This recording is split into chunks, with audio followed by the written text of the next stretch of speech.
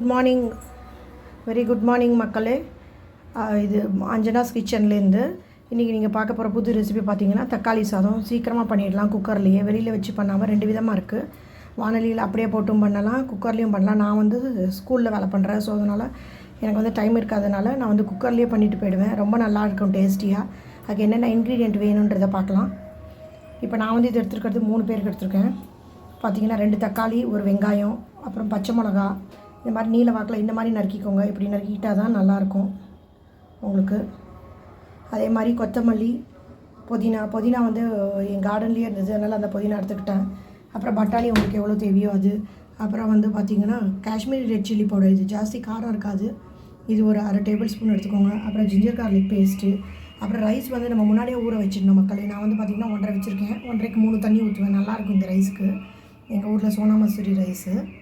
So அதுக்கப்புறம் மஞ்சள் பொடி ஒரு 1/2 டேபிள் ஸ்பூன், கரம் மசாலா கொஞ்சோண்டு போட்டுக்கணும். நிறைய போட்டுட்டா மசாலா இதுவாகிடும். எங்கள் வீட்டில் வந்து எல்லாேருக்கும் மசாலா பிடிக்காது, அதனால் கொஞ்சோண்டு தான் போடுவேன். அப்புறம் பார்த்திங்கன்னா இதில் வந்து பே லீஃப் ரொம்ப முக்கியமானது. அப்புறம் முந்திரி பருப்பு எடுத்திருக்கேன்.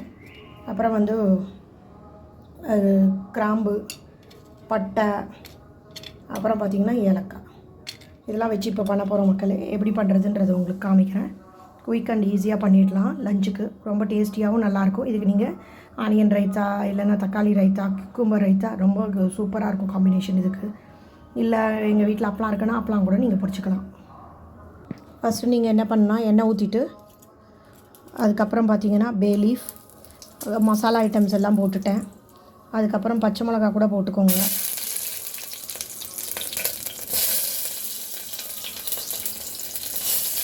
அப்புறம் வெங்காயம் போட்டுக்கோங்க.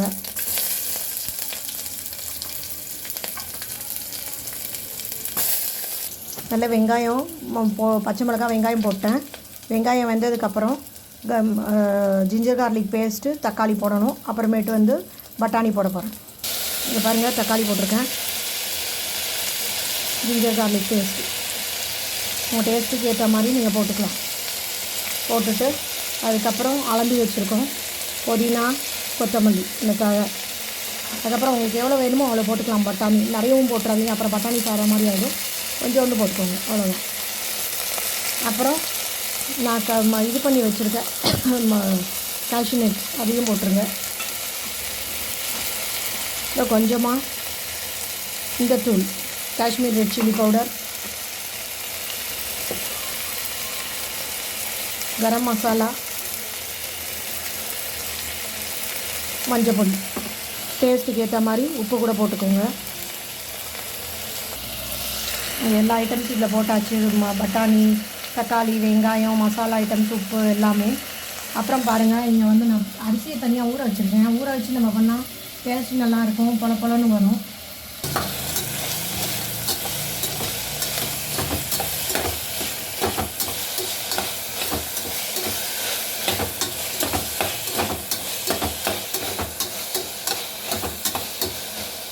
அது மட்டும் இல்லை, எனக்கு ஒரு சின்ன டிப்ஸு தோணுச்சு, கிச்சன் டிப்ஸு. இந்த அரிசி தண்ணி இருக்குல்ல, இதை கொட்டிடாதீங்க.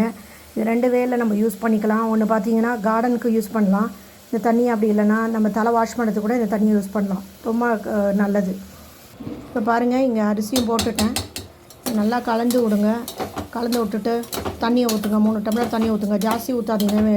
வெஜிடபிள் புலாவ் இந்த மாதிரி கலவை சாதம்லாம், கலந்த சாதம்லாம் பண்ணும்போது நிறைய ஊற்றிட்டிங்கன்னா அப்புறம் கொசன்னு ஆகிடும், சாப்பிட்றதுக்கு நல்லா இருக்காது. பாருங்கள் மக்களே, தண்ணி ஊற்றிருக்கேன். இது நல்லா சைடில் இருக்கிற அரிசி எல்லாத்தையும் இது பண்ணிவிட்டு மூடி ஒரு 3 விசில் விடுங்க, போதும். சூப்பரான டொமேட்டோ ரைஸ் ரெடி ஆகிடும். தக்காளி சாதம் தயார்.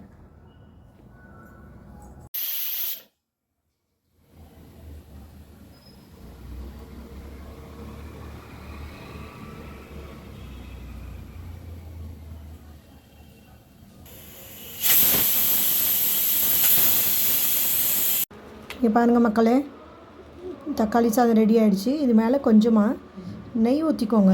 நெய் ஊற்றிக்கிட்டிங்கன்னா நல்லாயிருக்கும். நான் வந்து ஹெரிட்டேஜ் நெய் வாங்கியிருக்கேன், நான் நெய் ஊற்றிருக்கேன். நீங்களும் நெய்யை ஊற்றிட்டு இது கலரி விடுங்க. மேலோட்டமாக கலருங்க, ரொம்ப இதில் எடுத்து கலரிட்டாலும் நல்லா இருக்காது. பட் என்னோடய ரைஸ் நல்லா இருக்குது, ஸோ நல்லா பொலன்னு வந்திருக்கு. சரியா, இந்த மாதிரி கலரி விட்டு எடுங்க, ரொம்ப நல்லாயிருக்கும். ஸோ சுவையான தக்காளி சாதம் தயார்.